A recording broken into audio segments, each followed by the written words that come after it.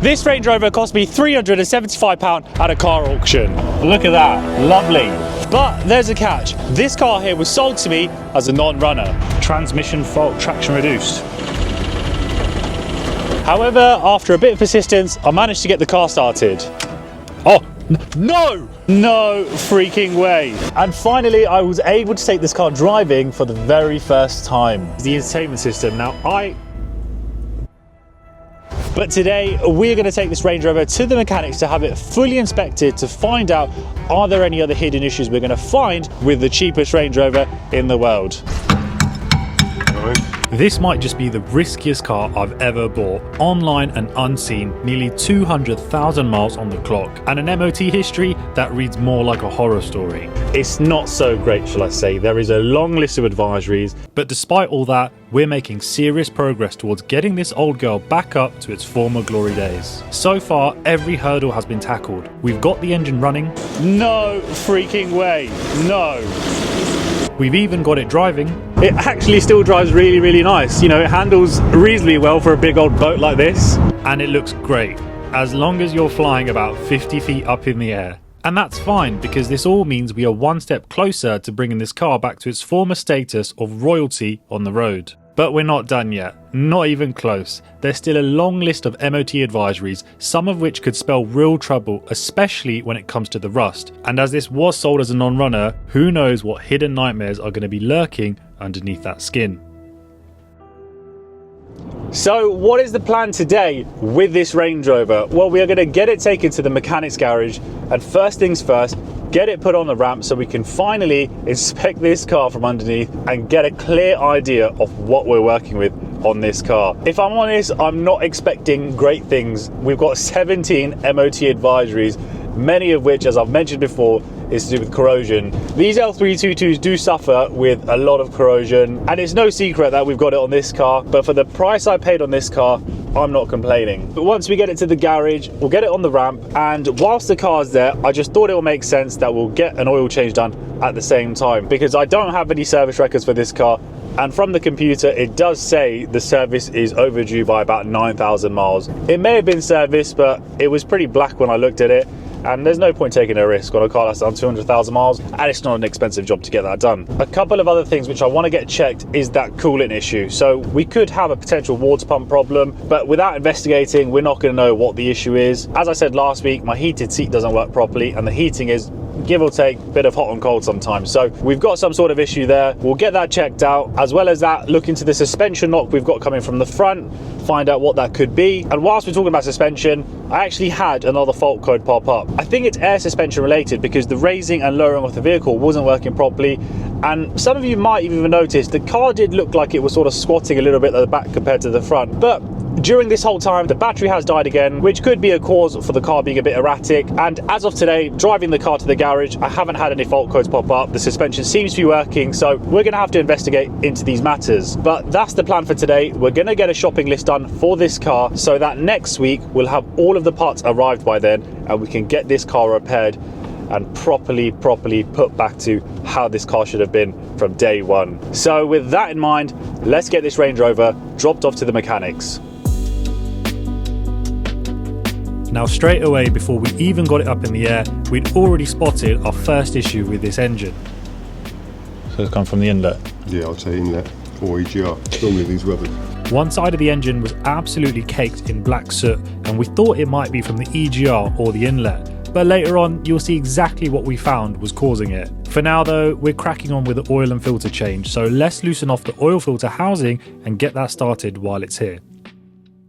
Now, let's get it up on the ramp and see what an 18-year-old 200,000 mile Range Rover really looks like underneath. Straight away, yeah, it's rusty. Around the rear axle and suspension components, there's definitely some corrosion, but the worst of it, as expected, is just by those rear arches. That's actually a really common issue on the L322s, and you can actually spot it from the outside just by opening the door. But to be fair, on most of the other parts, a lot of this just looks like surface rust rather than anything structural. And if that's the case, it's not really a problem yet. It just looks worse than it actually is. The side steps have also taken a proper beating from the rust, but we'll get the mechanic to check things over properly in a minute. But on first impressions, I've got to say, I'm actually quite impressed with how solid this thing is. Now let's get on with draining the old oil out of this engine. But yeah, it didn't exactly go to plan. The drain plug is positioned in such a way that the oil ends up hitting the subframe as it comes out. Proper black, isn't it? Very black, very thin as well. Yeah. That probably explains the overdue service light on the dash, which was saying it's 8,000 miles overdue. Not exactly what you want if you're trying to keep an engine healthy.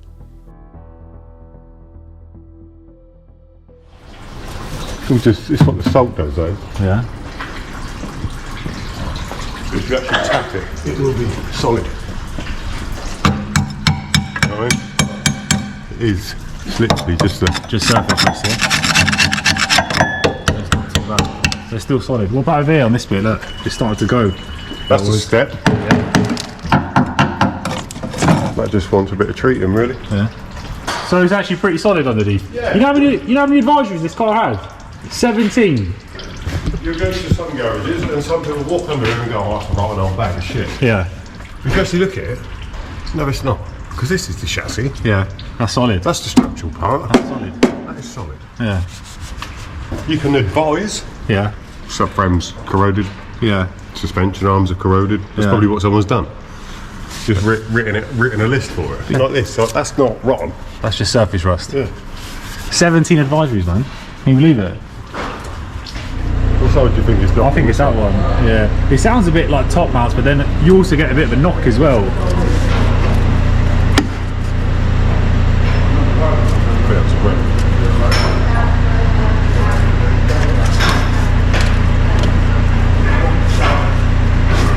But nothing seems out of the ordinary, so the next step is to jack the car up and investigate further.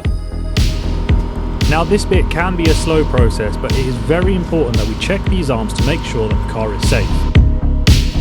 Something else which is important is making sure to do a history check on a car before you buy, which brings me on to today's video sponsor, Car Vertical. Car Vertical checks are great as they help reveal a hidden past with a car that you're looking to buy. A great feature of these checks is that they are carried out in over 30 countries, which is even more important with older cars such as my Range Rover. This is because if the car was ever driven outside the UK and was involved in an accident or even was stolen, the Car Vertical history check would flag this information to you, helping you make a more informative decision when buying a used car. Sometimes on Car Vertical you can even see the damage sustained from the crash, which also will give you a better insight into what to look for when buying a categorised car. And in this case, it would be a car I would most probably walk away from even if this was repaired. So if you are ever looking to buy a car, make sure you protect yourself by always doing a Car Vertical check using the link in the description below, and use the discount code BUY20 to get yourself 20% off your next report. Thank you Car Vertical for sponsoring this video. I'm trying to say that bush has got a bit weak. Yeah. How much the wheel moves? You think it's the bush? Yeah. I'd possibly say this arm rear bush.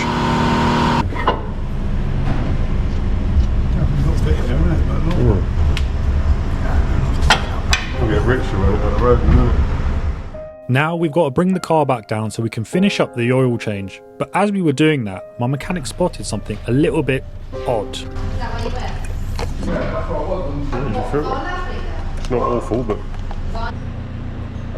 My mechanic notices what looks like a pipe just hanging there, completely loose. well, that is a vacuum pipe, and that has bone burnt in half. The other half of that, it goes to that. I bet that's why it's all blowing.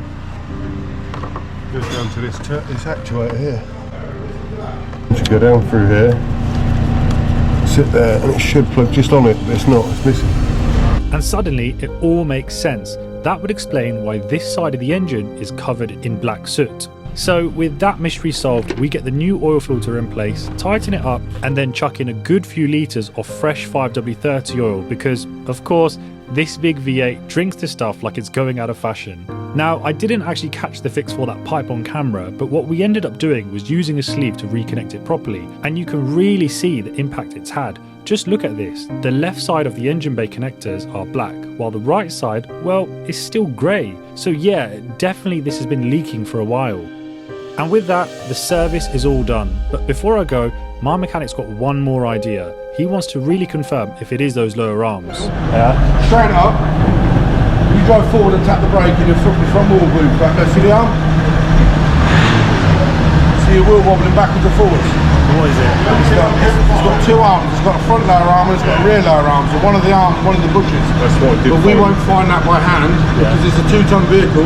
That's why it's bouncing backwards and forwards. Here's a better look at what's going on. You can see the wheel properly juddering and it's not moving in sync with the rest of the car, which, yeah, is definitely not what it's supposed to be doing. So I guess that means we've got some parts to buy for this car.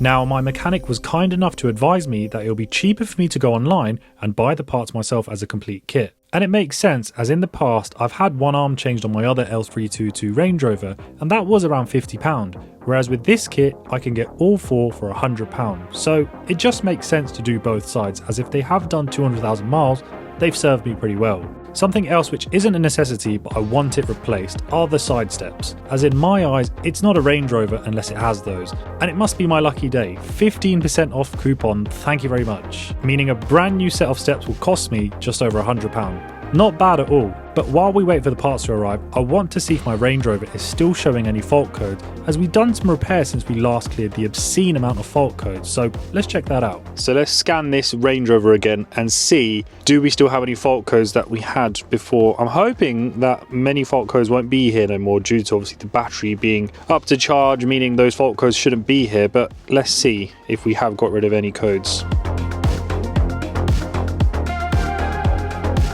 So we've still got a couple of fault codes, but nothing compared to before. So VIN data, I don't think that's anything to be worried about. Terrain control, invalid data received from ride level control. So we may need to look into that. Driver's climate seat module, so the switch pack signal B.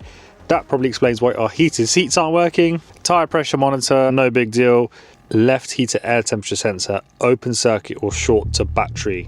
I've just had another thought. What if we've got some wiring issues around that front driver's side wheel? I'm thinking this because that's exactly where I first noticed the ride height issue. And now looking at the scanner, we've also got a fault code for the front right TPMS. So could it be that we've got some old corroded connections messing things up? I reckon it's definitely a possibility. We'll have to dig into it properly once we get those arms replaced. So all the parts have arrived. We've got the side steps over here and the front lower arms. So I'm just going to open these up just to show you what we're working with and just peace of mind to make sure I have got the right stuff I need. It's probably a better idea to use a knife rather than a flathead screwdriver, but We Move does the same thing. Well, it's packaged rather well. And this is what we've been after. So in reality is we only actually needed one of these. Well, not even one of these, we just needed a bush, to be honest with you. However, we've got a pair, so we're gonna have both the upper and the lower for both sides. So rather than just doing a cheapo job on the cheapest Range Rover in the country, I thought we'll do things properly and get all four of these replaced. So when I do take this car, wherever I take it on a long road trip, I'm not going to run into any issues, and potentially the suspension issue we have, I'm not saying it's going to be anything to do with these lower arms, but there is a lot of movement in that wheel when we're starting and stopping, so I like to be hopeful, but I'm probably wrong. And then under here, I'm not going to open this just right now, but we have got a brand new set of side steps. This side, it isn't so bad, but they are pretty rusted from what you saw underneath on the car. But for the sake of spending £100, and when we do dress up this car and make it look a lot better than what it is now, getting these side steps will make a massive difference, especially on the other side. That's not really what you'd call a side step. It actually got worse when I got out of the car and I stepped on it. It bent a little bit, but that's why we've got these new ones here. So we're making some real good progress with the cheapest Range Rover in the world. As we've pretty much got all the parts we need, next week we're going to get on with getting those side steps replaced, getting all those front suspension arms replaced. We're also going to tackle the entertainment system, so I'm going to show you the little DIY hack on how to get your entertainment system working if you've got the same problem as me, and also little things around the car such as that front fog light, get it rectified and see if we have any more problems with this air suspension in the meantime. So if you are enjoying this series, don't forget to hit that subscribe button. If you've enjoyed the video, smash up that like button. But as always, I'm going to see you next Sunday at 6 PM. Take care, guys.